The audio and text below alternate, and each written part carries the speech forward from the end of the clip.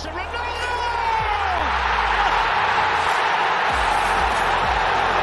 Cristiano Ronaldo in the Champions League!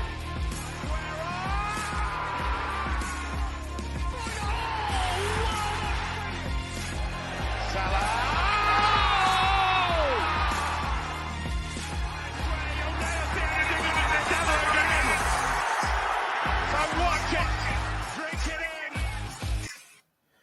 Welcome back, guys. Welcome back to another edition of the Sideline Talk podcast. It's me on my own today.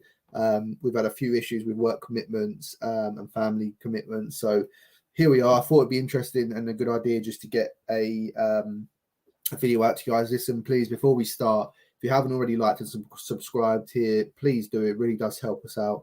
It'd be great to get some interaction with you guys as well. So please drop us a message on Instagram, Twitter, Facebook, you name it, we're on there. Drop us a message. Let's get some interaction going. We're really trying to build this channel and we need your guys' help to do so. So please do those things for us. We really appreciate it. But listen, it's been a massive weekend of Premier League football this weekend. Some results that personally I haven't enjoyed. Some really good results for certain teams, though, and we're going to get into everything. Starting with the game of Leicester and Manchester City. Obviously, Man City again. No Erling Haaland this week. Looks as though he picked up an injury. But I know Leicester had their moments in that games, but it does seem to me like Manchester City and Arsenal are going to be the two to beat this season.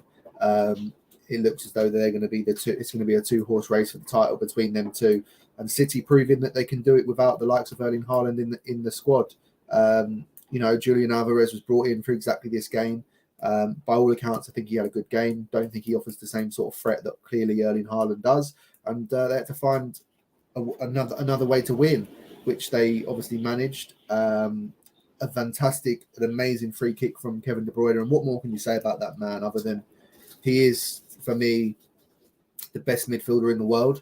I think he's the closest thing, to Steven Gerrard that I've seen. He maybe doesn't have the physicality that Gerrard has, but he certainly has everything else to his game. He can play it short, he can play it long, he can shoot left foot, right foot. He's got athleticism to get in and around the pitch, and he's proven to be one of the world's best. And I think if City are going to win the title this season, De Bruyne is going to be absolutely imperative to their success, and not only in the Premier League but also the Champions League as well. I think if they were to lose him for a sustained period of time, I think they would really, really, really struggle, as any team would, losing a player of that quality. But for Leicester, look, it's another defeat. But by all accounts, it does seem like Brendan Rodgers is getting some few players back to fitness now.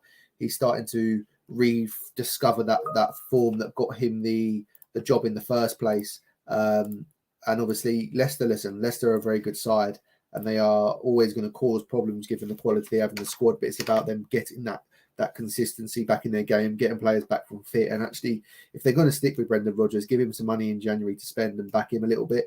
But I've seen enough from Leicester in the last few weeks to be confident that they'll get themselves out of danger. But it was a very interesting game.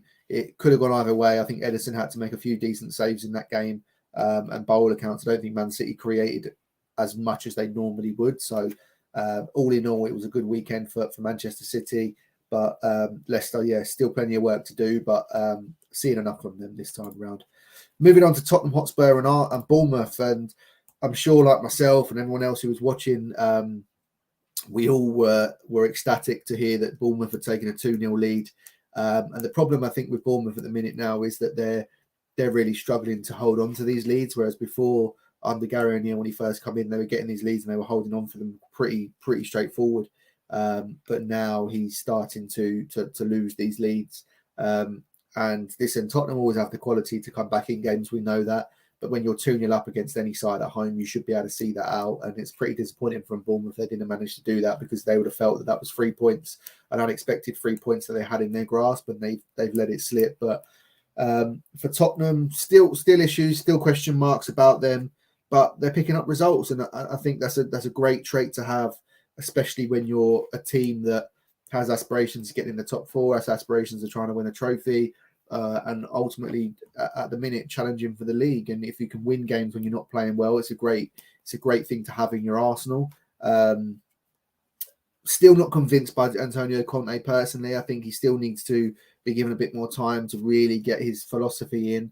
I know a lot of Spurs fans are saying that the style of football's not great and they're not really excited to watch their team. But listen, if your team's winning, your team's winning. And I come from that era of I appreciate pretty football and I respect it. But at the end of the day, it's about winning, and it doesn't matter how you get there. You've just got to win games. And Antonio Conte is doing that. Listen, you know, they're not playing great, but they're winning football matches, and that's all you can really ask for.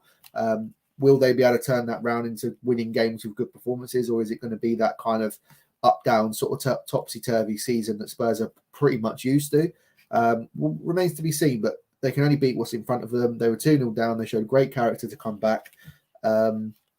So that's all you can really ask from them at the moment. And I guess if Spurs fans are really behind Antonio Conte, you've got to give him that time to really build a team that he wants. I think you can see there's types of players and there's certain patterns of play within games that you can appreciate. But then there's other times where you just think this is just a car crash waiting to happen. But listen, you know, he's still only been there a short amount of time. He's still got to get his players in the door. He's got to ship out the ones that he doesn't want. He's got to find the ones he can trust and the ones he can't trust. But ultimately, you've got to pick up results along the way, and he seems to be doing that. So fair play to Spurs. It's never easy to come back in a game, especially in the Premier League, no matter who you're playing. So you have to give them great credit for coming back in that game and getting a result, because at one point it looked as though it was going to be an embarrassing defeat for Tottenham, and it looks as though there was actually going to be some really big questions being asked of Antonio Conte. But, you know, the context of the game, it finishes 3-2 and it's a different conversation. So you can't really ask for much more than that. Brentford and Wolves, two teams that are sort of stuttering slightly. I think Wolves are slowly starting to pick up. Still not obviously got a permanent manager in the building, but going away to Brentford's never easy, as a lot of teams have found out this season and last season, especially, that Brentford away is proving a very difficult performance, very difficult place to pick up a win and give a decent performance, because they are very good at home. By all accounts, I didn't see too much of this game. Looks as though Diego Costa obviously has headbutted Ben Mee, got himself sent off. But, you know, this is what Diego Costa brings to the Premier League. It's excitement. He brings that shithousery that we all love.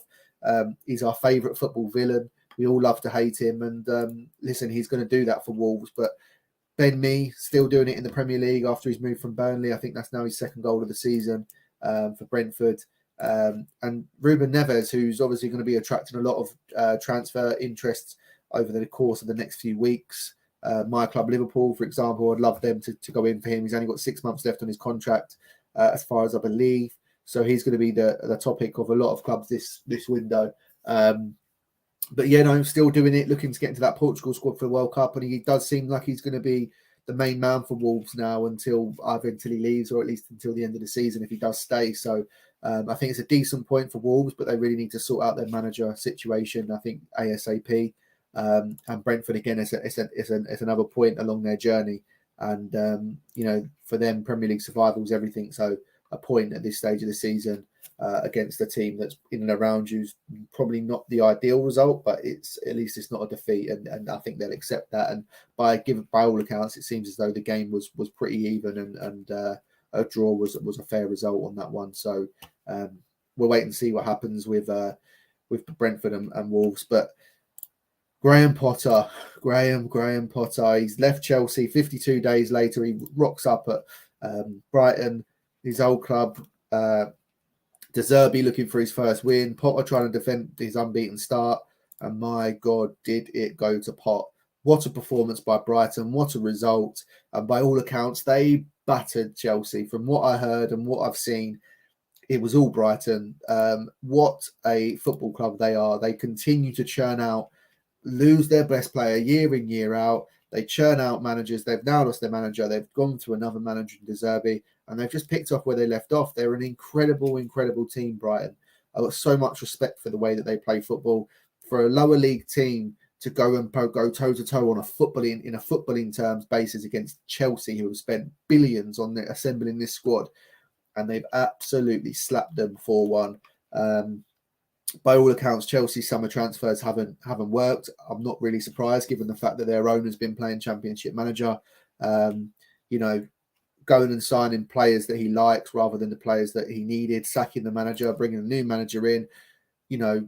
It's just not working for Chelsea. They're a club that I don't think they've got any real direction. I think the new change of ownership has caused more ripples than it's actually than it's stopped with the Roman Abramovich saga. They've got rid of so many personnel at the football club. They've signed so many new players, and there's just no. I think Graham Potter's got a really tough job there, and I know it's a process with Chelsea, and I think that they're going to obviously go on this journey with Graham Potter. They're going to have to back him again. They've already backed every manager that comes in with certain amounts of money, but there's just too many players at Chelsea that are just not good enough. Kai Havertz is not good enough. Cucurella, £62 million fullback, was absolutely awful. You've then got Ben Chilwell, who was the number one fullback last season, and every Chelsea fan tells me he's the best left wing back in the league. Can't get a sniff. Koulibaly's not been the player that we've all thought he was going to be coming in. Thiago Silva keeps getting older, keeps making mistakes. He keeps chopping and changing with a goalkeeper. 1 week it's Kepa, then it's Mendy. Aubameyang, bringing Aubameyang back at 30 odd years of age. It's not the answer. Playing Raheem Sterling as a left wing back. I mean, it's utter madness. I don't know what is going on at Chelsea. They're a club in absolute turmoil, and they're in serious danger of being one of them teams who miss out on the top four along with Liverpool if they don't get their acts together. But listen, Brighton, take nothing away from Brighton. What a performance. Trossard again getting on the score sheet. Pascal Gross again getting on the score sheet. 2 own goals from Chalobah and Loftus-Cheek, and it was a really, really poor day at the office for Chelsea, but a wonderful day at the office for Brighton. A massive result for them. And listen, they always start well, Brighton. We've always said it. They always seem to start well, and I think the challenge now for them is to maintain that over a course of a season. Can they maintain that push for a top 10 finish? Possibly, are they going to look now into getting into the European spots? It would be a huge ask if they could. But listen, take nothing away from Brighton. They are a fantastic team, and they are such a well-run football club. And there's so much to admire about Brighton and the way they go about their business. They're a team that no one really talks about, but we really should, because they're a fantastic team. They've got such a good heart and soul in their club, and I, for one, I'm pleased that they're doing really well. Moving on to Crystal Palace versus Southampton. Another performance which Crystal Palace just tend to do now. They're a solid outfit, especially at home. Selhurst Park is a real tough place to go and play football. It's a really tough place to get any type of result. And I think now that we're seeing Patrick Vieira, we've had this conversation on here a few weeks ago, is Patrick Vieira starting to prove that he's the best manager of the ex players, and I think that he is. I know Arteta, there's an argument for Arteta, but he's working in completely different circumstances to Patrick Vieira. And I think that Vieira is really showing that he's just as good a manager as he was a player. Maybe that's a bit of a too much of a comparison. He was an absolutely fantastic player, but he's really taken to management at Crystal Palace well. He seems to understand what Crystal Palace means to the fans. He's really changed the philosophy in the way that they play football. He's brought in a lot of good youngsters, and they're churning out results. And Southampton, it's the same old story with Southampton. They seem to win 1 week, lose the next, win, lose 2, win 1. And Hasenhüttl, we've all said, look, he's been under pressure for the last few seasons, but he's still there. He's still getting results. He's still doing what he needs to do. So it's very hard for us to sit here and question Southampton. They've brought in a lot of young players that are still obviously bedding in. They need to gain experience. And they've obviously chosen Hasenhüttl to be the man to take that baton on, as he has done for the last 2 or 3 seasons. And Southampton have always got a good result in them against the bigger teams, but they do tend to come unstuck against the smaller teams, or the teams that you would expect them to have more of a competitive edge against. They don't seem to have that. They're a very weird side, Southampton, and I think they will be flirting with the relegation zone this season. I do think they'll be fine, because I think there's worse teams in the league than them, but Southampton, Palace, it could have gone either way. Palace got the win there. Good result for Patrick Vieira, clean sheet at home. And I think for both of them teams, their home form is going to be imperative. So Southampton taking a 1-0 loss at Crystal Palace isn't the end of the world. So we'll see how them two go over the course of the next few days. But Newcastle United, I mean, wow, what a job Eddie Howe is doing under such, circumstances that he's under the spotlight constantly. Everyone's asking him questions about the money they've got and this, that, and the other, but you can't buy a work ethic. You can't buy a team spirit. You can't buy a feel good factor. They're generated over results, performances, and ultimately the way that the club is run. And Newcastle are absolutely flying. What more can you say? Callum Wilson's really pushing for that World Cup spot. He really wants that. 2 goals for him. Almiron looks like prime Lionel Messi. I can't believe the change in fortunes that Eddie Howe's managed to get out of Almiron. I mean, what a player he looks now for Newcastle. 2 or 3 seasons ago when he joined, people were questioning whether he was good enough to play at this level. Eddie Howe comes in, and what a player he's turned him into. He's stripped everything away. He's concentrated on what he's good at, and my God, is he good at it. He reminds me of the Mahrez, Leicester type player, that energetic, great left foot, brilliant on the ball, and he's adding goals to his game now as well. So you can't deny that. Joe Linton looks like a player reborn from last season, really doing well in the centre of the park, and there's just such a good feel factor around Newcastle at the moment. Everything they're doing is working. Eddie Howe, I think he's young, he's exciting, he's obviously learned from his time at Bournemouth, and given this responsibility, and people question whether these young English managers could do it at a top club. Eddie Howe's proven that you can. If you give them the resources, they can play some really good, attractive football. And a 4-0 win against an Aston Villa side who obviously bounced back really well after the sacking of Steven Gerrard. But again, Unai Emery's going to have his work cut out with this set of players, because there is a question mark over some of these players. Obviously, Unai Emery's going to be coming in. But where do Villa go, really? I think for them this season, it's just about staying in the league. I don't think they can expect anything more than that at this stage. I think it's time for them to just get Unai Emery in, give him the time he needs to obviously implement his ideas. As a good manager, Emery, he's got experience of working in the Premier League as well, so it does work well for them. And I think he will start getting a tune out of some of them players, because they've got too much of a good squad to go down, Aston Villa. But, needs must now. But Newcastle United, can they get top 4 space? Who knows? They're in the top 4. They're probably going to reinvest in January again to go again, just to give them that push. I think they've signed some brilliant players, the likes of Sven Botman. Looks really good. Obviously, Nick Pope in goal is a proven Premier League goalkeeper. Dan Burn, who's underrated at Brighton's come in, done a really good job. They've got Sam Maximan to come back into the squad. Callum Wilson's fit and scoring goals. So, listen, Newcastle are going to be a force for anybody, especially at St James's Park with that fan base now having something positive to scream about. It's going to be a real fortress for them. And could you imagine if Newcastle were to get in top 4 this season, what that does for them in terms of the money that they've got to throw at it? And that's a scary thought that we could have, 2 Manchester Cities fighting at the top, and where does that leave the rest of us? So it's a very, very scary thought. I think for all of our sakes, we need to hope that Newcastle don't get in the top 4, because if they do get in the top 4, I can see them challenging for the title in the next 2 or 3 seasons. So very good performance by Newcastle again. Aston Villa back to the drawing board, unfortunately. Unai Emery, massive job on his hand. Moving on to Fulham and Everton, a bit of a 0-0 boring draw, kind of expected given the way the 2 teams are. I thought Fulham had the better chances in the game, but Lampard is becoming a bit of a draw merchant. He's managed to tidy up the back line. He's managed to shut up shop at the back, which I think is a good fundamental start for where they need to go. Keeping clean sheets is the first thing that you need to do if you want to be a successful football team.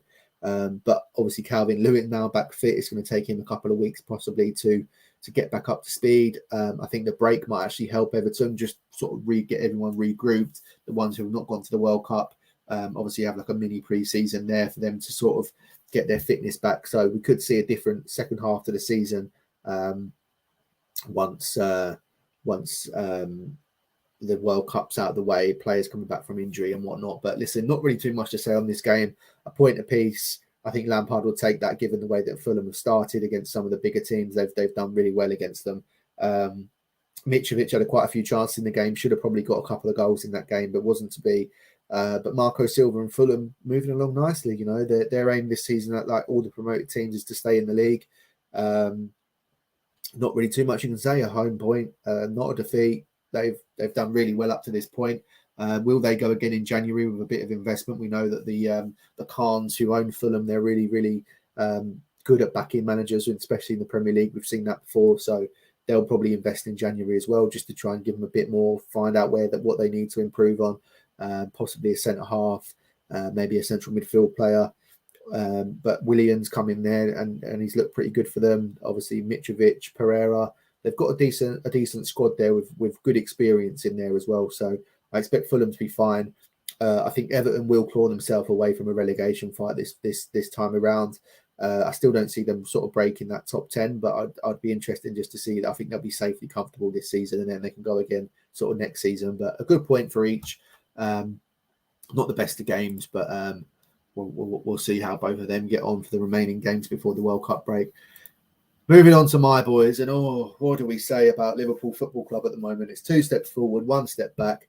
Back-to-back defeats in the Premier League. Defeats the 2 teams in the bottom half, in the bottom 3.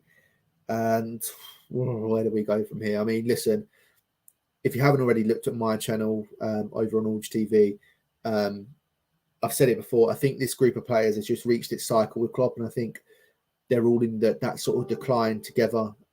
Leeds United run 11k more than us now. I can accept that the other team might run more than you just purely because you'd have a bit more of the ball, so you'd like to think that they're chasing the ball a bit more, but actually, in fact, Leeds just worked harder than us.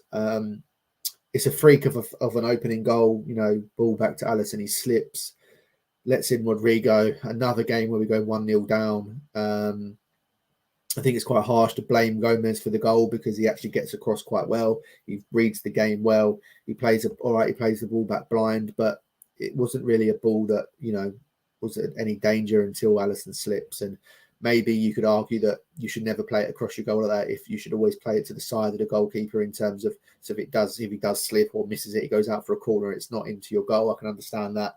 But listen, during the moment when you're playing and you sweep up, you're just looking to get it back to your keeper to play on. And, Alisson slips and Rodrigo reads it before Van Dijk. And we go 1-0 down. We then do really well to get back in the game quite quickly. 10 minutes, I think, we was behind before we get back into it through Mo Salah. But then from that point, we never really pushed on in the game. I thought Leeds were the better team for the majority of the game. I thought Liverpool, it was a bit hot potato for them. They every time we got it, it was lumping it long or we was getting rid of it really quickly. I noticed we were kicking it out for throw-ins and stuff, which we don't normally do. And I think that the confidence is shot of this team, but also you've got too many players on the decline in one starting lineup. I think it's okay having maybe 2 or 3 sort of, what you'd class as players on the sort of downwards part of their career. But when you've got 4 or 5 all in there together, I think that's the issue. Liverpool desperately need to get to January. We just desperately need to write off the first half of this season, get to January and really invest in the team. I'd like to see a couple leave.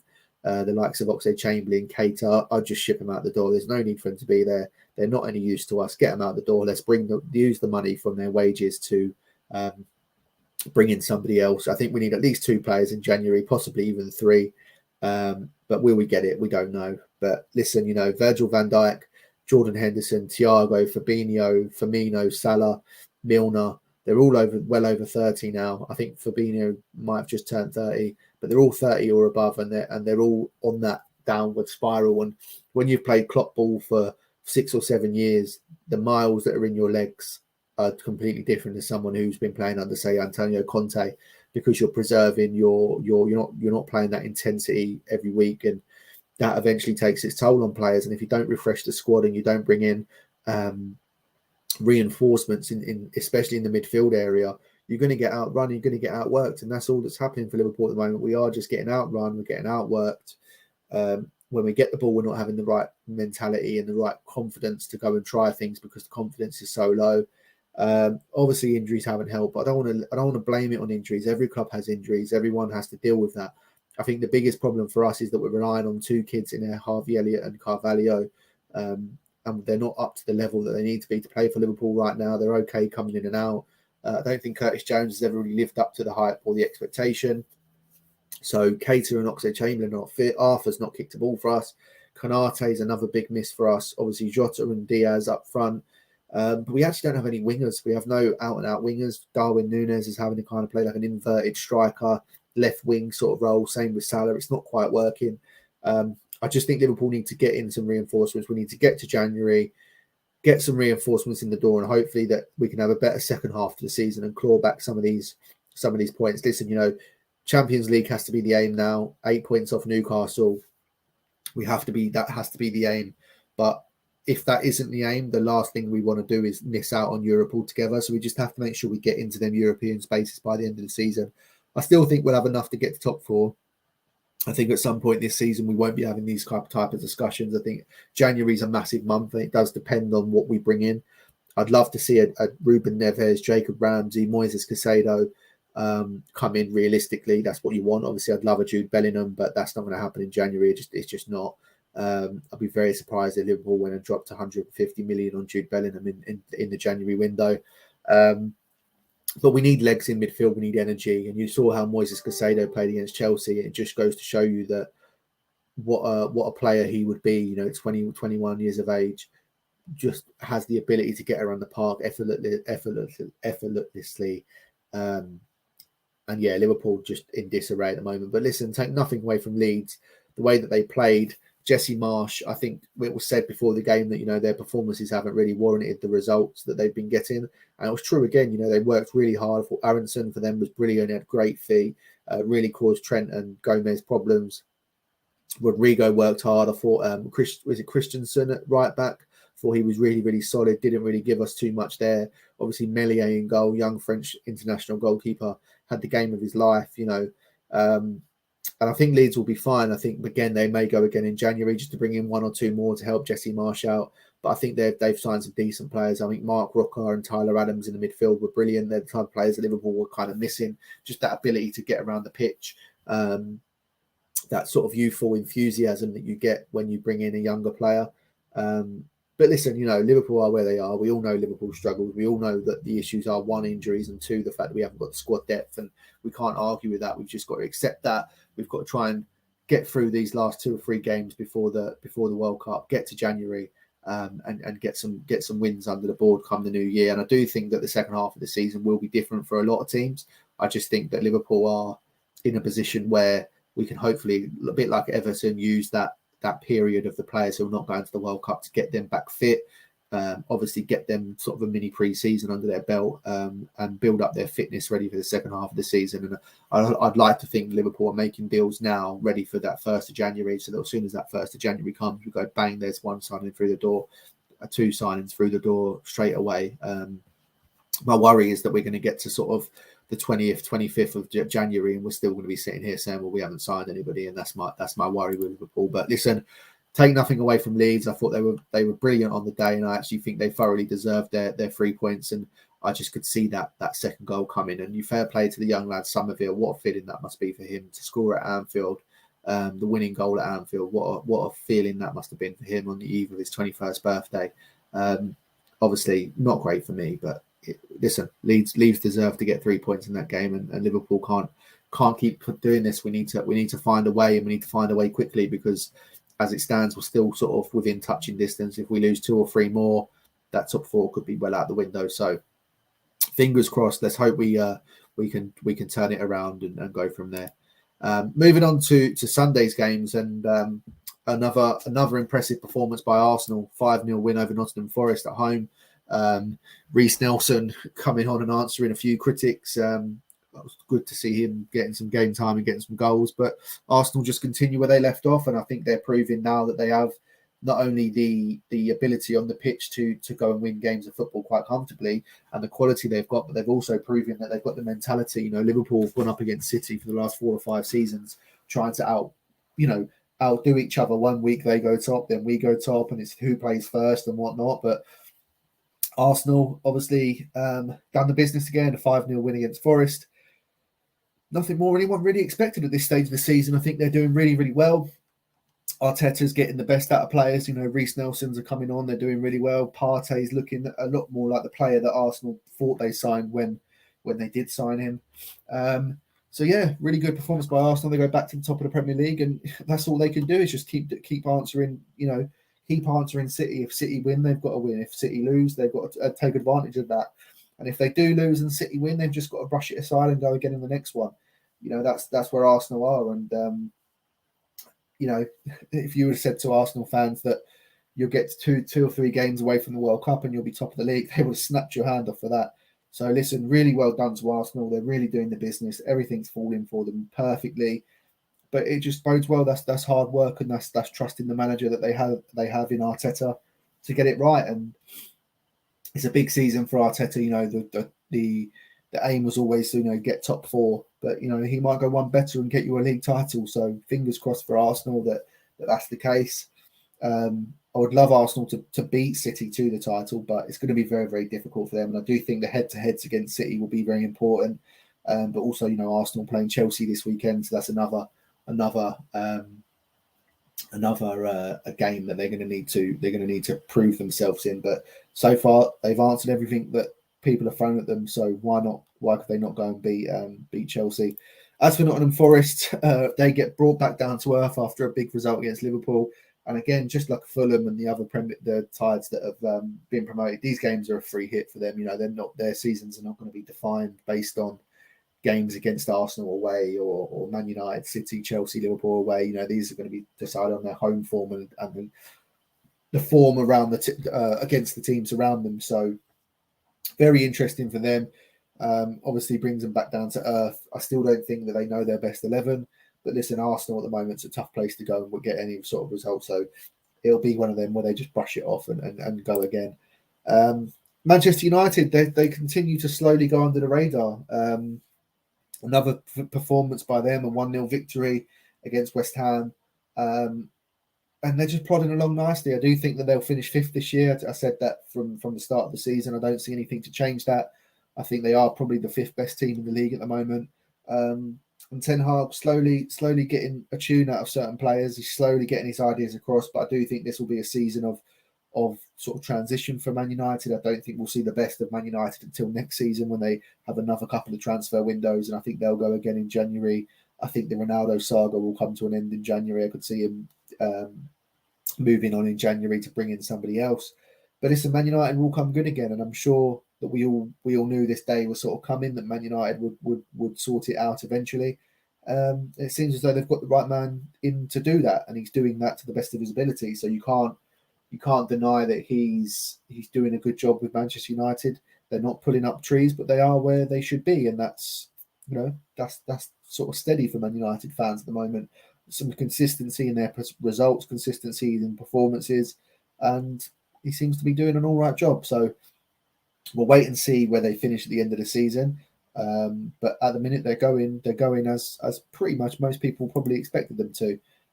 As for West Ham, again, another team that have kind of been brought back down to earth after a few good seasons under David Moyes. The good thing for David Moyes is he's got such a bad reputation in terms of his against the top six. His win percentage against the top six is probably one of the worst out of all the managers in the league.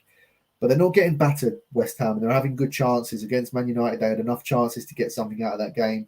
I think back to the Liverpool game, they had enough chances in that game to get something out of that game. So, again, they may go again in January, bring in one or two just to help David Moyes, but they'll be absolutely fine. I do think a top half finish for West Ham this season. I don't think they'll get back into that European spots. But they are still in Europe this season, so you never know what could happen, They could go on another European run and get something. So you wouldn't be put that against them after the run they went on last season. They're a good solid team, West Ham, but I do just think they're a mid-table team at best. So no real surprises that they got beat by Manchester United. As I say, very tough place to go at the moment, as most teams have found out this season. But wait and see. But that kind of rounds it up, guys. We've been through all the games. We'll be back to preview or to review the games at the weekend. Some big games coming on there. As I say, we've got Champions League coming up this week. We've also got, City are playing Fulham, Leeds are playing Bournemouth, Forest are playing Brentford, Wolverhampton's Wanderers are playing Brighton, Everton are playing Leicester. You've then got Chelsea, Arsenal, Villa, Man United, Southampton, Newcastle, West Ham, Palace, and Spurs, Liverpool. So there's some big games coming up. Some big results needed for certain teams like Liverpool and Chelsea. They need to bounce back from their poor performances of the weekend. And what are two fixtures really for them to bounce back in, Arsenal and Spurs? It's going to be interesting to see how they bounce back from them two defeats. But interesting week of football. Lots to talk about. Lots going on. As I say, guys, if you've got 35 minutes in and you're still not so liked and subscribed, please do, because it really does help us out. If you want to come on the channel, please let us know. We'll see what we can do. We'll get you on. To give your views and your thoughts, but please do drop a like. Please do follow us on all our social media platforms. And until next time, guys, we will see you soon. Enjoy the rest of your week, and and enjoy the football. See you later. Do not scratch your eyes. You are really seeing the most extraordinary finish here.